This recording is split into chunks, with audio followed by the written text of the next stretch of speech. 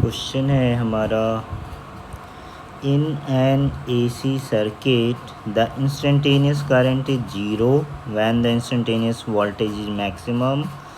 In this case the source may be corrected.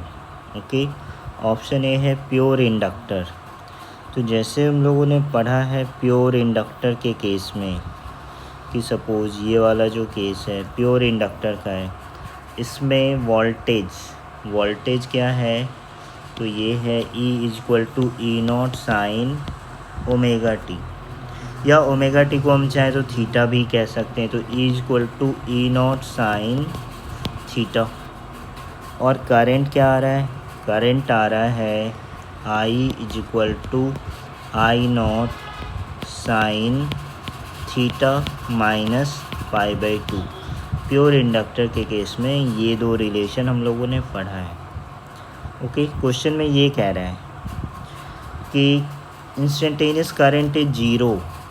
ये जो हमारा इंस्टेंटेनियस करंट है इसका वैल्यू 0 आ रहा है। तो ये 0 कब होगा, साइन 0 का वैल्यू 0 होता है। तो अगर थीटा का वैल्यू π/2 हो जाए तो π/2 माइनस π/2 0, इट मीन्स आई का वैल्यू 0 हो जाएगा। तो उस केस में ई का वैल्यू कितना हो जाएगा, थीटा अगर π/2 है तो साइन π/2 1 हो जाएगा। तो उस केस में ई का वैल्यू मैक्सिमम हो जाएगा।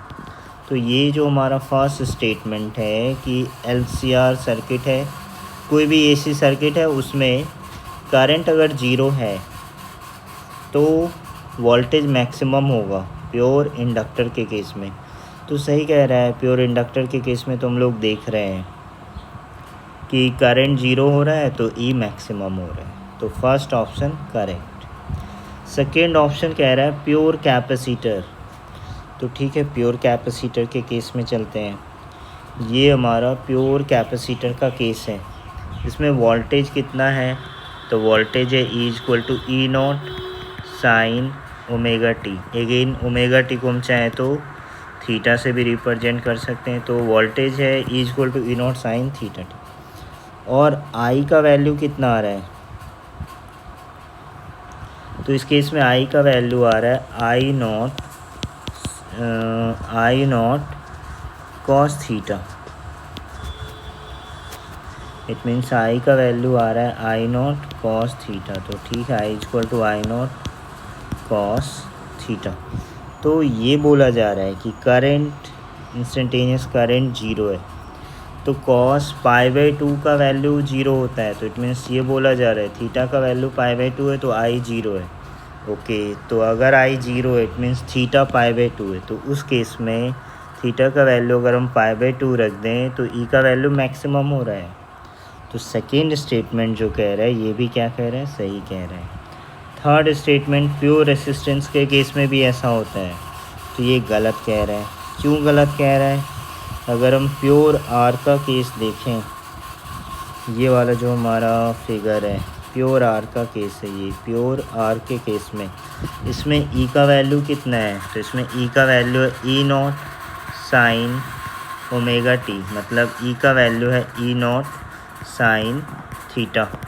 और आई का वैल्यू कितना आ रहा है प्योर आर के केस में, ये आ रहा है आई का वैल्यू आ रहा है I0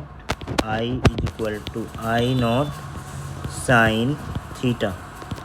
तो अगर आई का वैल्यू इंस्टेंटेनियस करंट 0 है इट मीन्स थीटा का वैल्यू 0 है, तभी तो आई का वैल्यू 0। और अगर आई 0 है इट मीन्स थीटा 0, और थीटा अगर 0 हम यहाँ पे पुट कर दें तो ई का वैल्यू 0 हो रहा है जो मैक्सिमम वैल्यू नहीं है। तो थर्ड वाला स्टेटमेंट गलत हो जा रहा है। ये प्योर रेसिस्टर के केस में ऐसा नहीं होता है। अब ये कह रहा है कि combination of inductor and capacitor. तो ठीक है, इंडक्टर और कैपेसिटर के केस में भी कुछ ऐसा ही रिलेशन आता है, उसमें भी कुछ रिलेशन इस टाइप का ही आता है जब इंडक्टर हो और कैपेसिटर हो कि ई का वैल्यू तो E0 साइन ओमेगा टी होता है, या हम ये कह सकते हैं ई का वैल्यू E0 साइन थीटा है। और आई का कुछ भी वैल्यू आता है इस तरह से ही आता है I0 sine theta plus phi. Okay, तो अगर आई का वैल्यू 0 है इट मीन्स यहाँ पे इसमें अगर आई का वैल्यू 0 इट मीन्स इसका वैल्यू थीटा का वैल्यू -5 के बराबर होगा।